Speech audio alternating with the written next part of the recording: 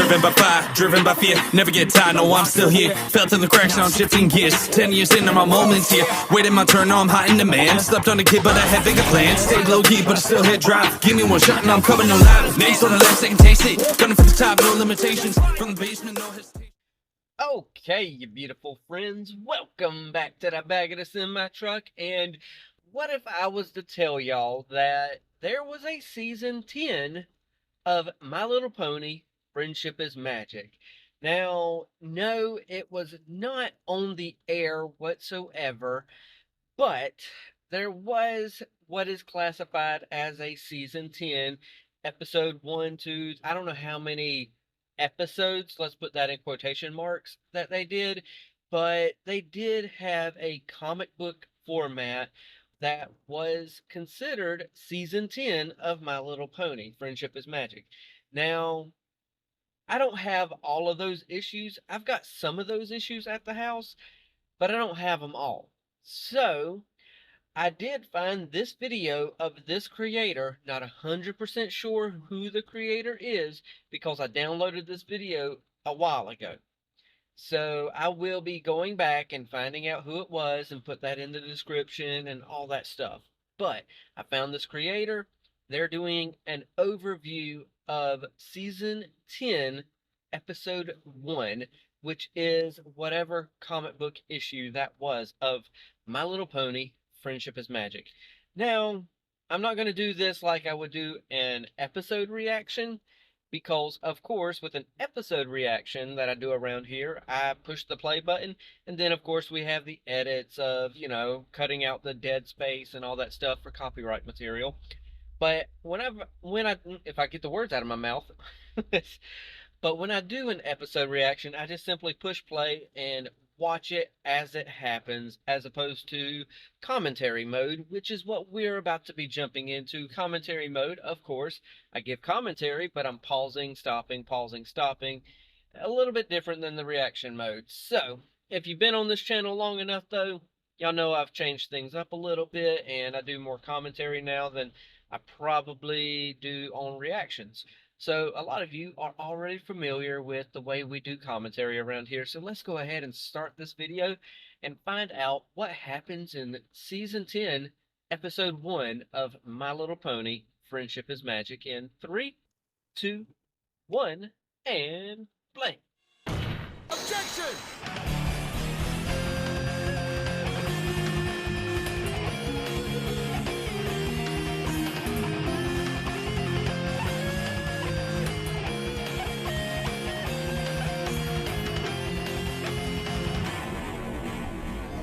Balls. Okay.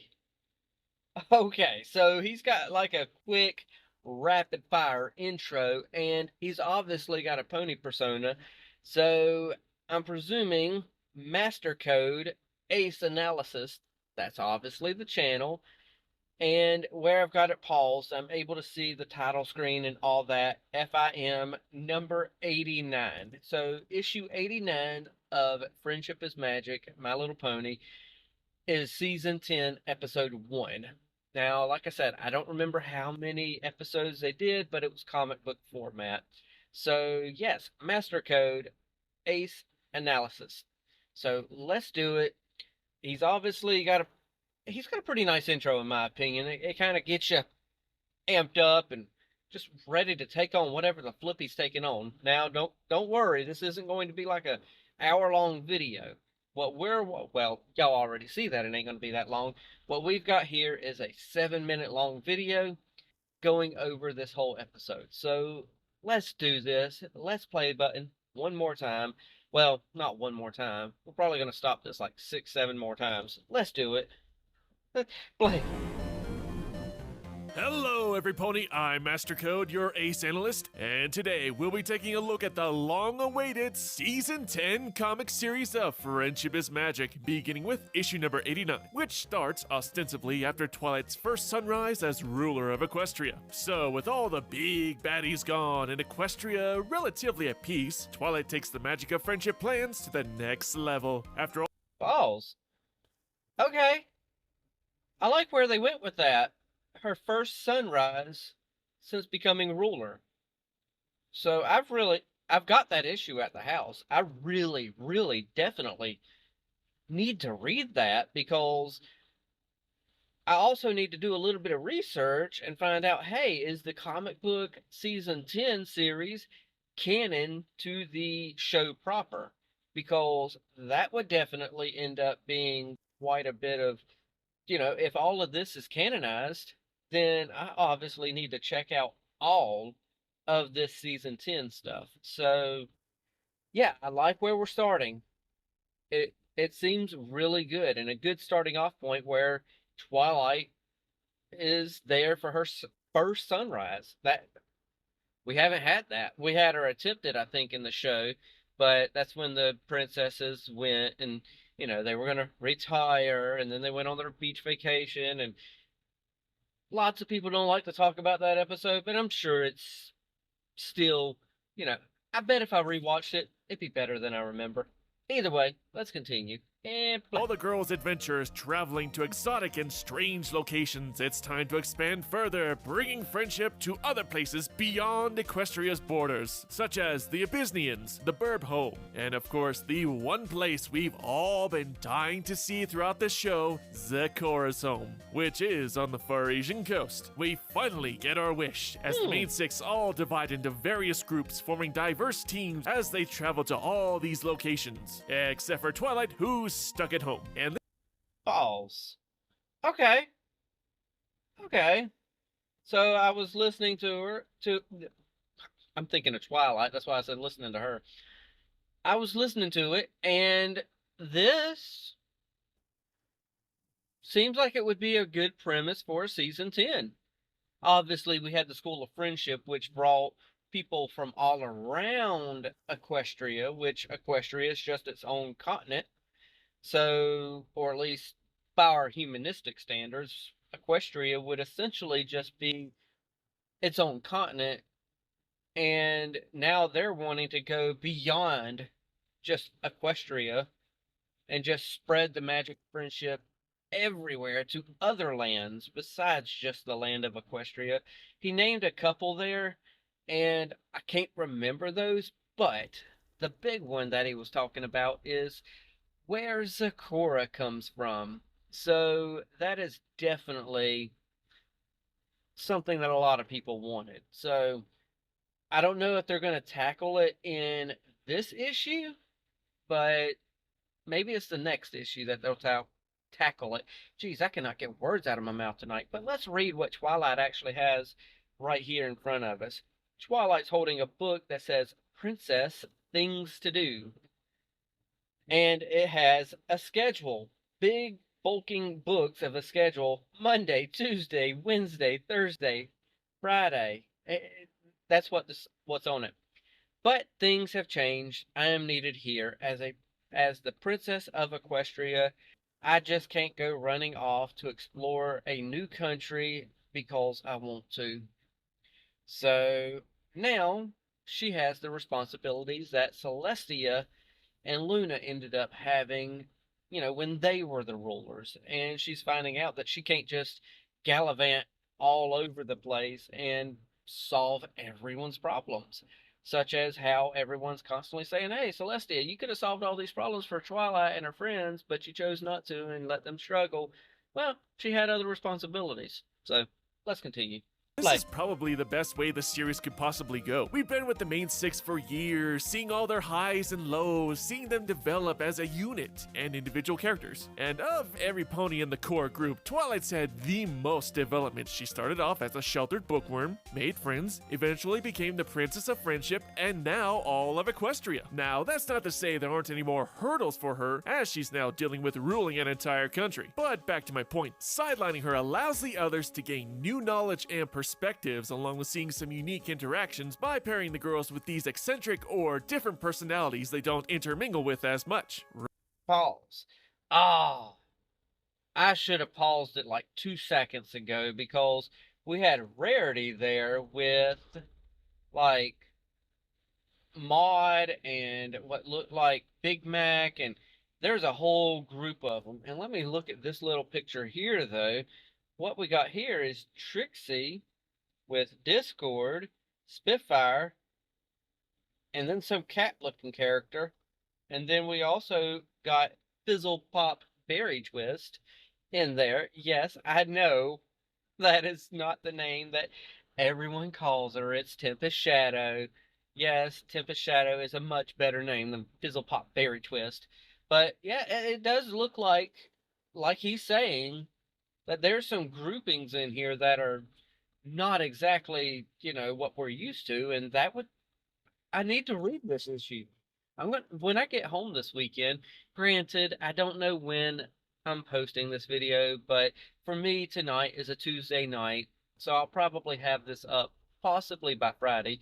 So I'm gonna get home during the weekend and I'm gonna pull this issue out and I'm gonna read this and find out what these interactions are like between these characters because it looks like there's a bunch of interactions and yeah, I want to see them.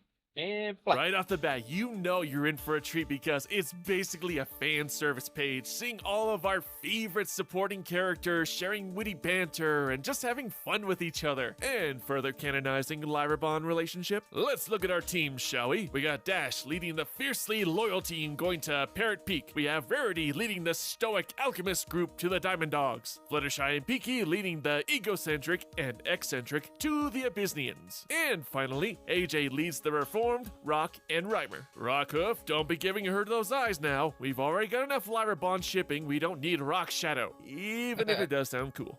Balls. Those are a lot of good pairings, don't get me wrong, but Rock Shadow does sound like a pretty cool pairing. I think we should have that. I mean, I don't know about everybody else, but that sounds pretty cool to me. And I could actually see that. Tempest Shadow has her little past that she has, and Rockhoof has a past that he can't remember. Well, he can remember it, but that came out wrong. Either way, my mind ain't working that well because I didn't have as many miles as I wanted today, and yeah, on those days it kind of sucks. So my mind is like, oh, they better make these miles up for me tomorrow, and they do.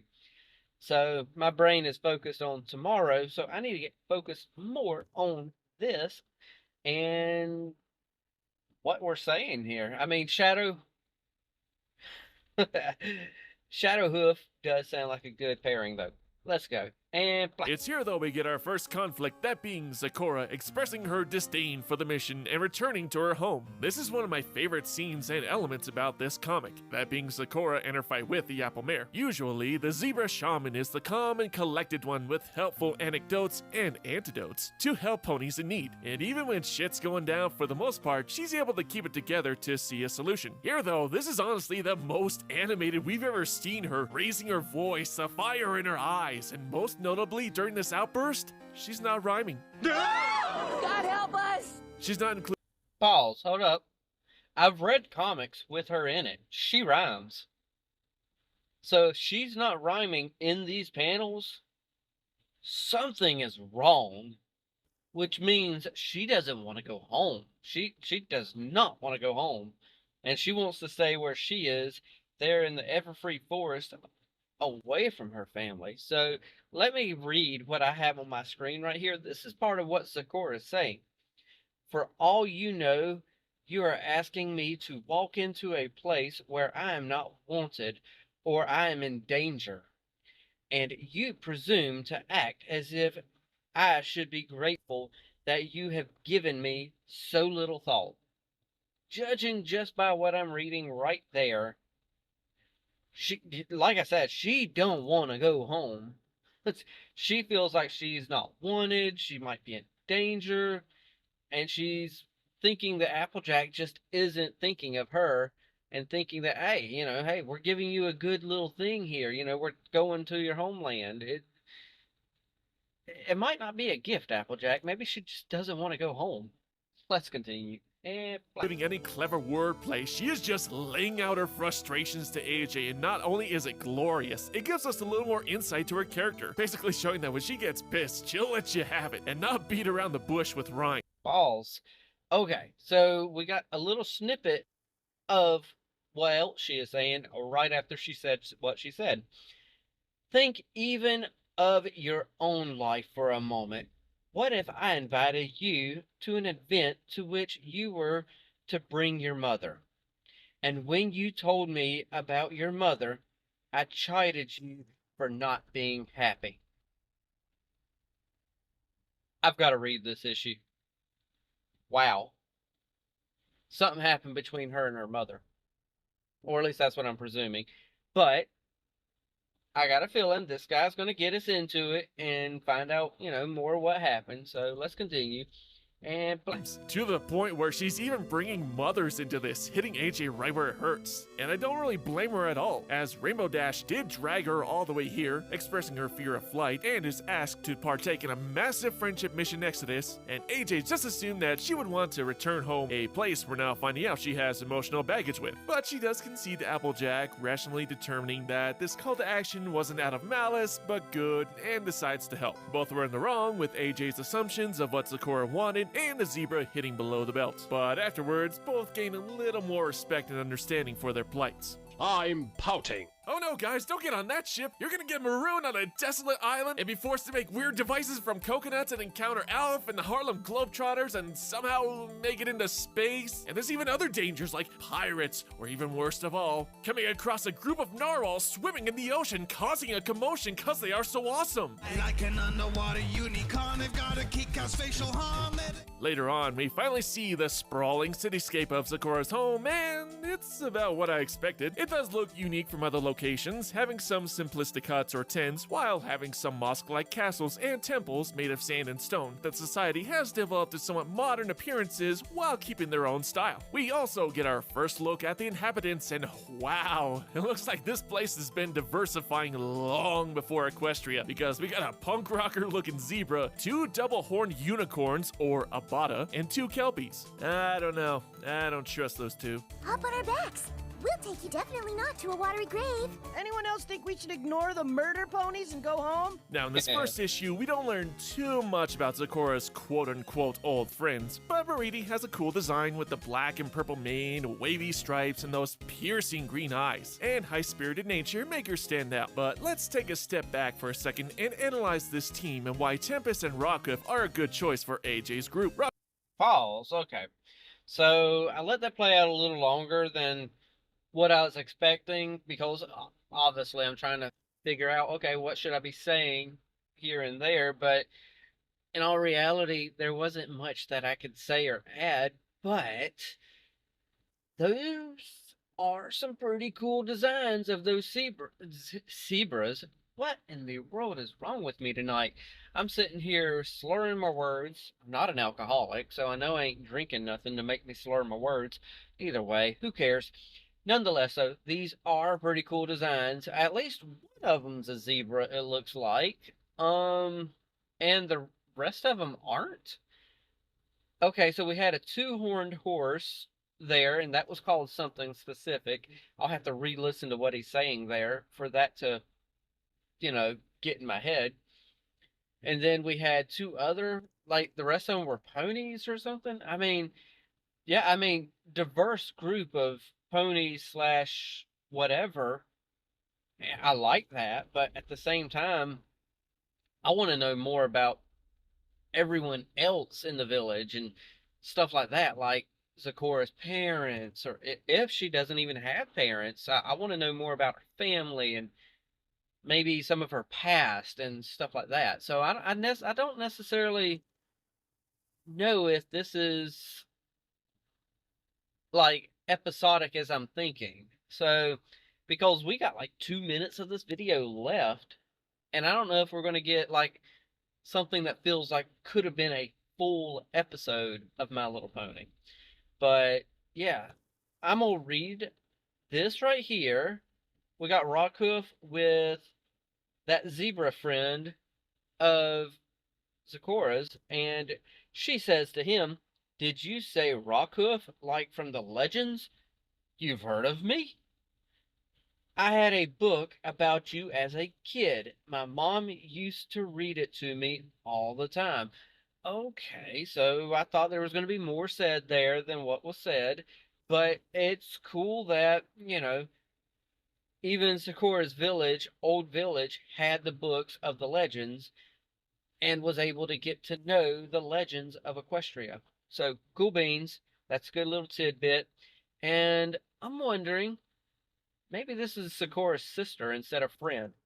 But he said friend, so I'm going to go with friend.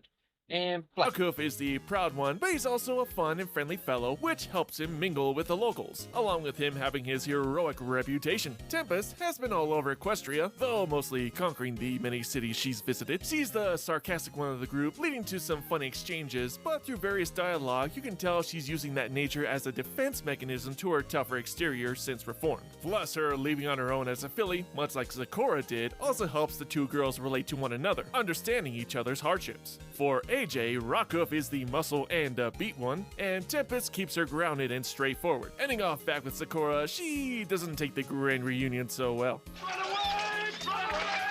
Now, before we close out, let's talk about the art. Price and Breckle bring this comic to life, and it's honestly getting harder by this point. Pause. Okay. Before he jumps into the art of it, I'm going to presume that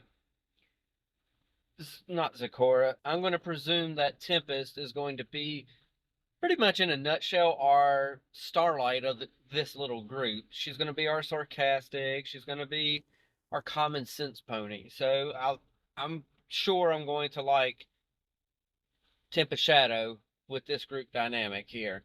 But yeah, we're going to have some talk about the artist now and how they brought it to life and this and that. So yeah, let's go ahead and continue. Play. Finding new ways to praise these guys and their fantastic work. The facial expressions are always some of the best elements, with Price giving some great over-the-top emotions. I love the shading and the lighting during their trip overseas with that awesome-looking lightning battle between the elements and Tempest. The backgrounds have a lot of detail, like here at the docks. We're meant to focus on the characters, yet there's some decent shading and detail to a distant castle. And overall, the colors do look a little more vibrant than usual, making it stand out more. So after this long wait, was it all worth it? Well, yeah, we got a good conflict with Sakura, a character who we really haven't seen so flustered. We're seeing a whole new world with a new fantastic point of view, some colorful new characters and creatures not seen in the show or comics, a lot of funny moments that I didn't ruin for you guys, and just a really great start to the series. It's got me excited. I'm looking forward to where we're gonna go from here. Also, Sweetie Belle, stop biting Apple Bloom's butt. You don't know where that's been. Well, that's it for today, guys. Until next time, MC. Okay, I don't know how I feel about this guy's video. I like the video, don't get me wrong, it was a good video, but I feel like this is a review for people who have read it. And I thought it was going to be an overview and not just a, review of it, because he didn't spoil a lot of it. And that kind of sucks. Granted, it doesn't suck, but it does suck. I wanted spoilers. So, unfortunately, we didn't get spoilers, but we got a little taste of what Season 10 could have been if we were to actually have that.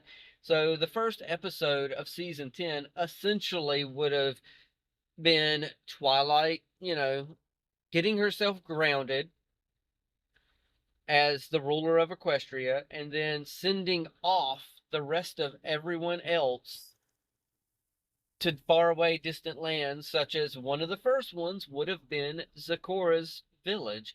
We would have gotten to know, one of her old friends. It looks like this was left on kind of a cliffhanger type thing, so I don't know if not issue 1, but I don't know if that issue necessarily could have padded out a 22-minute runtime. It feels like this would have been more of a 15-minute runtime, if maybe even an 11-minute runtime. So I don't know how many, quote, episodes there was of this, but I don't think there was 22 episodes. So yeah, plus on top of that, I need to find out if it's canon to the actual series proper. If you made it this far, I'm going to ask y'all, do y'all want me to try to attempt to find a better video that overviews the actual, quote, episode? or finding, something that's going to, just go with this and just see, what I get, what kind of information I get from just a simple 7 to 8 minute video like this. Because this does give me a lot of information. It does tell me the plot. It does spoil some things. So, like I said, essentially, I do know that Twilight's the ruler. She had her first sunrise. Then she gets her friends and groups them all in different groups. Not too many groups. It was roughly 3 different groups of roughly 4 to 5 ponies each, slash, whoever. And then we're going to go off to faraway distant lands. So, cool. I mean, we didn't get, like, any resolution to anything, such as Zecora and why she doesn't want to go back to her home village. So I feel like that's a missed opportunity right there, because if this was a full episode, we would have gotten that.